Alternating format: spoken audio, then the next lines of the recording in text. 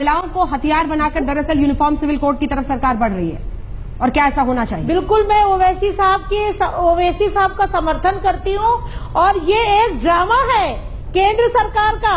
मुस्लिम महिलाओं के तलाक और निकाह और विरासत ये शरई मामला है जिसको हमें पर्सनल लॉ बोर्ड ने इस पर ध्यान नहीं दिया।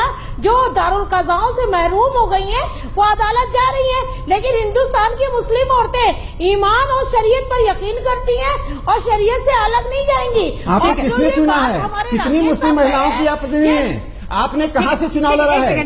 किस मुस्लिम महिलाओं ने ये कहने का अधिकार दिया है? 50,000 मुस्लिम महिलाओं ने पिटीशन दिया है। उनके पिटीशन को देखिए। आप मुस्लिम महिलाओं पर प्रतिक्रियावादी जो शरीयत कानून है उसके एजेंट मत बनिए। अब एक बार सभी की आवाज आए। एक बार मैम शाइस्ता मैम, एक बार सबकी आवाज आ जाए। जाकिया सुमन नाम्बियार जी, आपसे मैं पूछना चाहती हूँ, आप अपनी बात पूरी करें।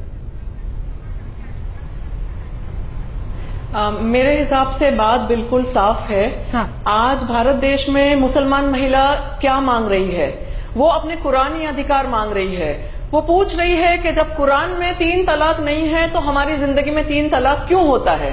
वो पूछ रही है कि जब अल्लाह ने हमारे साथ भेदभाव नहीं किया, अल्लाह ने हमको बराबर बनाया, तो ये मर्द कौन होते हैं हमारे साथ भेदभाव करने वाला? महिलाएं कुरान में दिए गए अधिकार मांग रही हैं, साथ ही साथ संविधान में नागरिक के तौर पे जो अधिकार दिए गए हैं वो भी मांग रही हैं। और अब वक्त आ गया है कि धर्म के नाम पे जो राजनीति चल रही है और धर्म के नाम पे जो पितृसत्ता चल रही है हमारे देश में, इसको खत्म किया जाए। तो इसके साथ यूनिफॉर्म सिविल कोड लागू हो। ठीक है, एक सेकंड मैम, देश की मुसलमान महिला बदल रही है। एक सेकंड, इसके साथ यूनिफॉर्म सिविल कोड लागू हो, आप इससे सहमत हैं? आप मुस्लिम पर्सनल लॉ बोर्ड के स्टैंड को चुनौती दे रही हैं? पहली बात, मुस्लिम पर्सनल लॉ बोर्ड को मैं अपना प्रतिनिधि नहीं मानती हूं।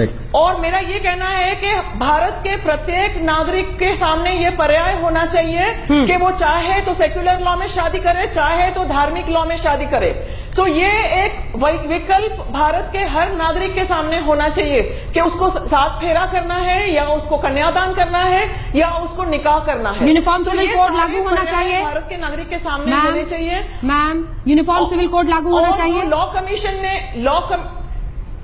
अंजना, मैं वही कह रही हूं कि लॉ कमीशन ने जो अभी एक कदम उठाया है कि भारत के नागरिकों की इस विषय पे राय मांगी है कि आप बताइए कि क्या ये सही है या वो सही है या वो सही है। अब भारत के नागरिक उसमें अपनी राय देंगे। ये आइदर और का मामला नहीं है अंजना, ये जेंडर जस्टिस की बात है, ये इक्वालिटी की बात है। ठीक है, तो मुस्लिम कानून आपका नजरिया ये है। ठीक है, आपका ये नजरिया है होना चाहिए। और साथ ही साथ अब फारूकी साहब के पास में जाना चाहती हूँ। फारूकी साहब, हलाला पे मैंने सवाल उठाया है ना, हलाला क्या है? आप किसी रिलीजन के एक कस्टम पे पूरी बहस को सीमित करना चाहते हैं। एक कस्टम पे आप पूरी बहस सीमित करना चाहते हैं। कमाल फारूकी साहब, मेरा सवाल राकेश से कहिए, अंजना राकेश साहब से कहिए, हमारे दोस्त खामोश रहे। नहीं हमारे साथ सर, खामोश मत कर दीजिए, आवाज सबकी आनी चाहिए, जितनी आपकी उतनी इनकी। एक सेकंड फारूकी साहब, सवाल सुनिए सर, टाइम। सवाल यह है कि एक तो इसी शो पर बैठी एक महिला क्वेश्चन कर रही है कि मुस्लिम पर्सनल लॉ बोर्ड को मैं अपना प्रतिनिधि मानती ही नहीं। ठीक है, इस पर आपका जवाब। दूसरी बात, मैं चाहती हूं कि जरा आप समझाएं इस देश को कि लात जूता होता क्या है, जिसकी बात आज आपके प्रेस कॉन्फ्रेंस में की गई। लात जूता क्या है? लात जूता कैसे करते हैं आप?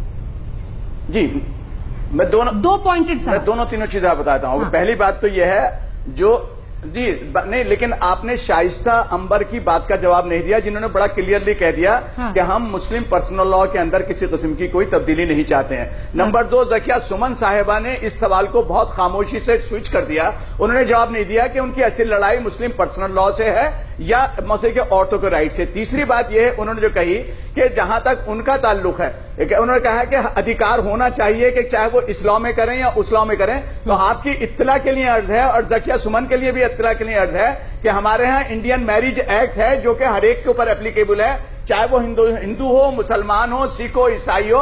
अगर उसको किसी पर्सनल लॉ में नहीं जाना है जाकिया बहन, तो वो अपने इंडियन मैरिज एक्ट के अंदर जा सकता है, जिसके ऊपर कोई लॉ एप्लीकेबल नहीं होगा। तीसरी बात जो हलाला की बात उन्होंने कह रहे हैं का मूल मुद्दा ये नहीं है फारूकी साहब, उत्तराधिकार सिन्हा साहब आपकी बात का जवाब दे रहा हूँ, सुनिए, हिम्मत कीजिए सिन्हा साहब, हिम्मत से जवाब सुनिए, हिम्मत से जवाब सुनिए। आपने जो हलाला की बात कही है, कोई भी, मैं जवाब दे रहा हूं आपकी बात का, हलाला की जो आपने बात मांगा है वो बिल्कुल गलत आपका परसेप्शन है। हलाला अगर कोई मौलवी, कोई आदमी अगर कोई इस तरह का एग्रीमेंट कर रहा है तो वाइड एब इनिशियो है, क्योंकि इस्लाम ने सिर्फ एक डिस्टेंट पॉसिबिलिटी के ऊपर काम बताया है और हमने अपने वक्त हमें इतने की इजाजत देता है। मैं चलते चलते बस एक छोटा सवाल ओवैसी साहब आपसे और श्रीकांत जी करना चाहती हूँ, विद इन 1 मिनट हमें वाइंड अप करना होगा। ओवैसी साहब, कुल मिलाकर सवाल यह है, जो कि मुझे लगता है उसके मुंह तक पहुंचे बिना हम आगे नहीं बढ़ेंगे, क्या हम एक डर और खौफ की वजह से मुस्लिम समुदाय को रिफॉर्म से दूर रख रहे हैं? क्या यह इल्जाम आने वाले वक्त में आप पर लग सकता है? नहीं तो क्यों? बिल्कुल नहीं। मुस्लिम समाज में इंटरनल रिफॉर्म ज्यादा हो रहा है। निकाह नामे में बहुत से कंडीशंस औरत ऐड कर सकती है, वो कॉन्ट्रैक्ट है। मैं आपसे सिर्फ इतना ही कह रहा हूं कि गवर्नमेंट मुसलमानों को तलाक बोल के तलाक नहीं दे सकती है। वो सर, वो निकाह कबूल है या नहीं कह सकती है, लेकिन वो तलाक नहीं कह सकती है।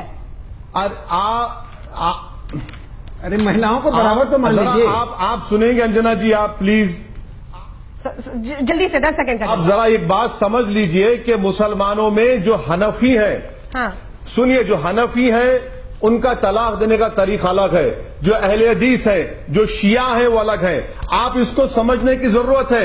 हिंदुस्तान के कॉन्स्टिट्यूशन में जो चीज है वो रहेगी।